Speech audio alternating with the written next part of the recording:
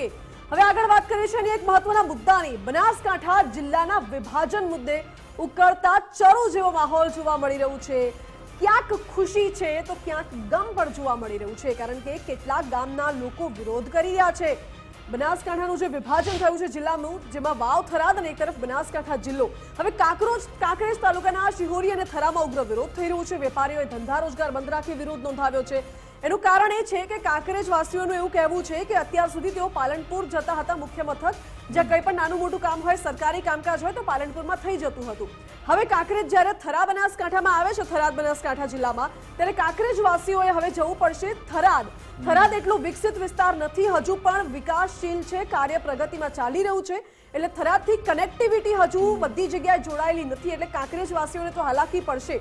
આ સાથે ધાનેરાના લોકો પણ વિરોધ કરી રહ્યા છે અને લોકોએ બંધ પાડી, સજ્જડ રોજગાર ધંધા બંધ પાડીને વિરોધ નોંધાવ્યો છે, રજૂઆતો કરી છે। અને કાંકરેજના લોકો તો એમ કહી રહ્યા છે, માનસી, કે આમાં તો કિલોમીટર અમારા વધી ગયા। પહેલા કે જે 45 થી 50 કિલોમીટરમાં કદાચ પત્તું હતું, એ અમારે 80 કિલોમીટર ત્યાં ફરીને જવું પડશે, એટલા માટે તમે અમારી સમસ્યા વધારી છે, નહીં કે ઘટાડી। એટલે આ મામલે પણ વિરોધ થઈ રહ્યો છે અને અહીંયાથી જે સ્થાનિકોની પ્રતિક્રિયા પણ આવી છે। આજના દિવસમાં જ્યારે વિરોધ કરવામાં આવ્યો, બંધ પાડવામાં આવ્યો, ત્યારે તેમણે શું કહ્યું એ સાંભળી લો। અમારા બનાસકાંઠામાં વધુ આ જિલ્લો અમારો ખેડૂત છે। પાલનપુરમાં જો પાલનપુરમાં જો કોઈ બનાસકાંઠામાં કોઈ તકલીફ પડતી નથી। થરાદ હોય તો બહુ દૂર પડે છે અમારે, કોઈથી જવું આવું ધક્કા થઈ, એટલે શિહોરી જ જોવે તાલુકા કોંકરેજ। અમારી સરકારને નમ્ર વિનંતી છે કે મહેરબાની કરીને અમારે બનાસકાંઠા જિલ્લામાં એટલે પાલનપુર જિલ્લામાં મથક રાખે અને કાંકરેજ તાલુકો પાલનપુરમાં જ રાખે, પાલનપુરમાં જ રાખે, એવી અમારી માંગ છે। વેપારીઓની, ગ્રામજનોની, તાલુકાઓની, દરેક ગામોની, જે 120 ગામ છે એટલે સ્થાનિકો વિરોધ કરતા હતા ત્યારે ભાજપ કોંગ્રેસના આગેવાનો પણ જોડાયા અને આ વિરોધને જોતા ભાજપના પ્રમુખના સૂર બદલાયા છે। ભાજપ નેતા કીર્તિસિંહ વાઘેલાએ કહ્યું કે આ બાબતે રજૂઆત કરીશું અને કાંકરેજનો બનાસકાંઠામાં સમાવેશ થશે, કારણ કે કાંકરેજ વાસીઓની માંગ છે કે બનાસકાંઠા જિલ્લામાં સમાવેશ કરવામાં આવે।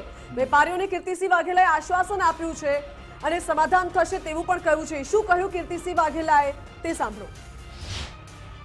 માન્ય મુખ્યમંત્રીશ્રી અને સરકારશ્રી ને આ મહત્વનો નિર્ણય બનાસકાંઠાના પ્રજાહિત માટે જે કર્યો છે એને હું અભિનંદન સહ આવકારું છું।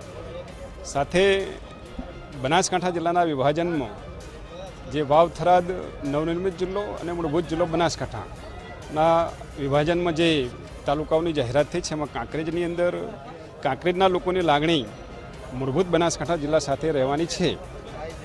લોકોની લાગણી સરકાર સુધી પહોંચાડીશું અને સરકાર યોગ્ય નિર્ણય લેશે। ભારતીય જનતા પાર્ટીની સરકાર હંમેશા પ્રજાના માટે, પ્રજાના હિત માટે, પ્રજાના કલ્યાણ માટે કામો કરે છે, એટલે સરકારમાં યોગ્ય નિર્ણય થશે એનો ચોક્કસ મને વિશ્વાસ પણ છે। એટલે કાંકરેજ અને ધાનેરા વાસીઓની માંગ છે કે બનાસકાંઠા જિલ્લામાં સમાવેશ કરવામાં આવે, જ્યારે દિયોદરના લોકોની એવી માંગ છે કે દિયોદરને એક અલગ જિલ્લો ઘોષિત કરીને તમામ જે વિસ્તાર છે તેને દિયોદરને સમાવી લેવામાં આવે। આ બાબતે રાજનીતિ, વાદ વિવાદ પણ થઈ રહ્યા છે, આક્ષેપ પ્રત્યાક્ષેપ પણ થઈ રહ્યા છે અને ભાજપ કોંગ્રેસના નેતાઓ બધાની વચ્ચે એક મંચ પર પણ જોવા મળ્યા છે। હવે આ બાબતે કોઈ સમાધાન આવે છે કે કેમ તે જોવું રહ્યું।